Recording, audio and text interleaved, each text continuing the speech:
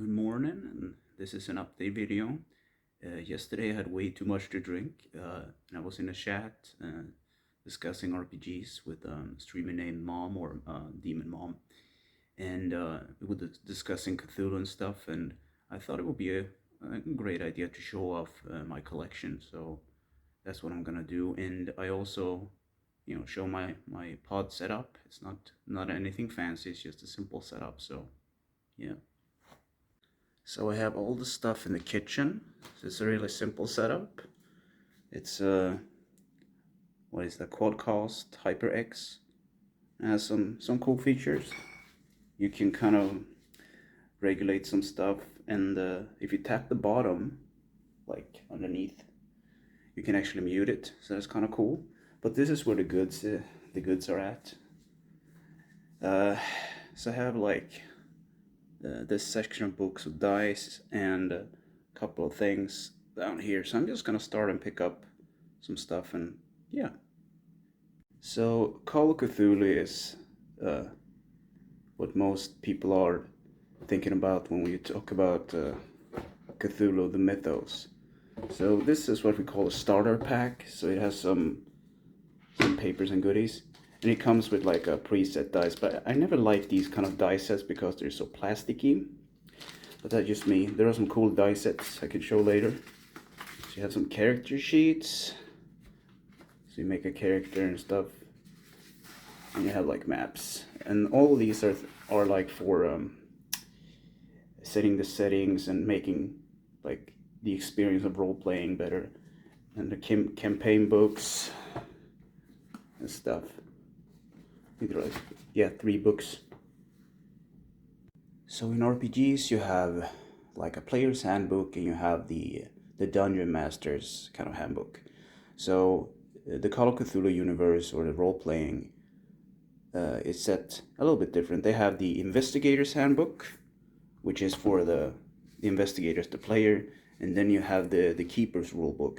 And the keeper is the one who's running the game, so they're both kind of heavy and thick. They even have like a ribbon to mark pages and stuff. But it's a real cool thing. And that's him, the man himself, H.P. Lovecraft. He was the one who invented the whole mythos. He was a bit racist and xenophobic, and he kind of hated people, but he made some amazing like fictional works. If you can get into some stories like cat and dogs, dogs and cats, it's a really funny thing. There's the elder sign, I think. I think these come with like some pre-scenarios to begin with, and they're really well made. It's the same thing with this, but this is a more, and also the keeper's book is for the one who's running the game, and this should not be read by the players. I think they have their own book, and this is a little more for the one who's running the game. Yes. So there's some things in here that like, yeah, creating a character. I mean, these books are just for reference and rules and stuff. That's cool. There's some really cool, disturbing imagery in these books. This book I like it's S. Peterson's Field Guide to Lovecraftian Horror, and that's a mouthful. It has these really cool illustrations. I can just show this. It's kind of cool. They have like these monsters in it, and description of what they look like and stuff. And I really like that font right there. It's really cool stuff. So you have like octopi and this has a ribbon as well. Okay, cool. I mean, look at that stuff. It's so awesome. Yeah. So the main thing, I don't play these games. I just collect stuff. The hard thing is just to get into like the whole kind of. I like horror stuff and how things are portrayed. This is how you find out like which kind of monster. You kind of start somewhere and then you just like yeah, it's kind of funny. Does it have horns? Well, go here. Doesn't have eyes? Does it have eyesight? you know, or all these descriptions that lead you. An elephant, whatnot. Weird. Yeah, yeah. And of course, we have the special die sets. I really like these die sets because they come with this magnetic kind of sealed box, and inside you have these kind of cool die, D4 to D100, I guess. So the cool thing about these dice, let me see if I can find it. That symbol right there, right there, is the highest number of the die. So first when I tried these out, kind of rolling, I was like, and it came up, I was like, what is that? Is it like a 1 or the full number? I don't know. So yeah, just gonna show up a bunch of stuff. So just the same kind of idea.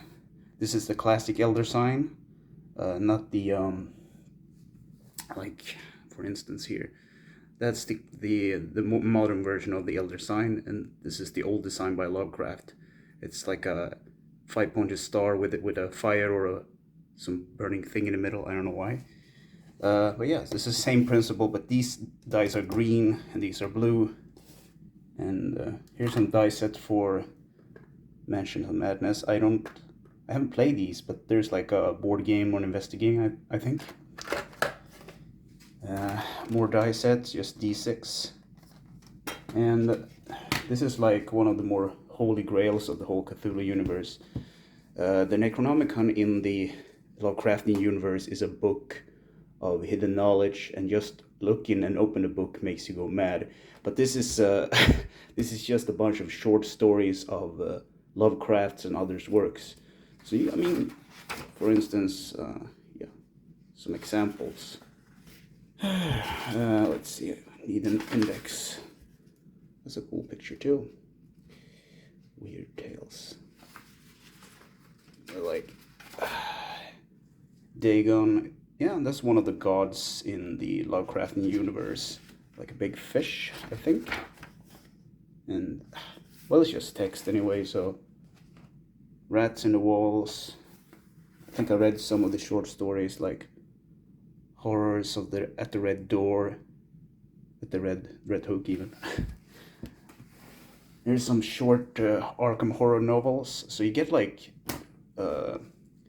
collector's cards with this also, these kind of packs.